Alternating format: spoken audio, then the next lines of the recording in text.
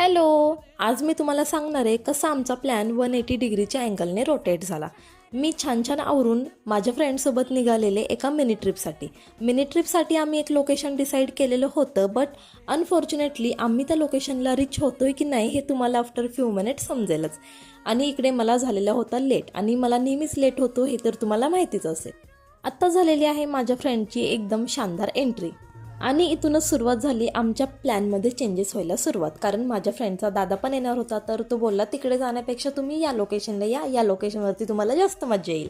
मग काय, आम्ही लगेच हो बोललो आणि फायनली आम्ही त्या लोकेशनला पोहोचलो, म्हणजेच अटल बिहारी वाजपेयी उद्यान, जे की निगडीपासून थोड्याच अंतरावरती आहे.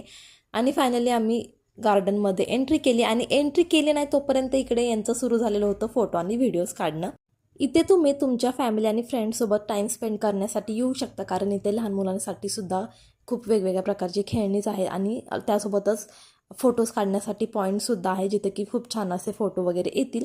आणि आता इव्हिनिंगचा टाईम असल्यामुळे एवढी जास्त गर्दी नाही, पण जसं जसं रात्र होईल इथे खूप जास्त गर्दी होते. आणि गार्डनच्या बरोबर मध्ये छोटंसं असं तलाव आहे, आणि त्याच्यामध्ये डॉल्फिन्स आहे ज्यांचे की तोंडातून पाणी येत आहे, आणि तसंच मिनी वॉटरफॉलसुद्धा आहे.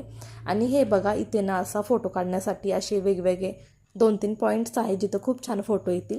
आम्ही पण खूप जास्त एन्जॉय केला. त्यानंतर टाईम बघितला तर म्हणलं अरे बापरे, आता मम्मीचा ओरडा खाण्याआधी पटकन आपण ऑटो पकडायला पाहिजे आणि घरी जायला पाहिजे. ऑटो पकडले आणि घरी पोहोचलो. तर कसा वाटला व्हिडिओ कमेंटमध्ये नक्की सांगा. बाय.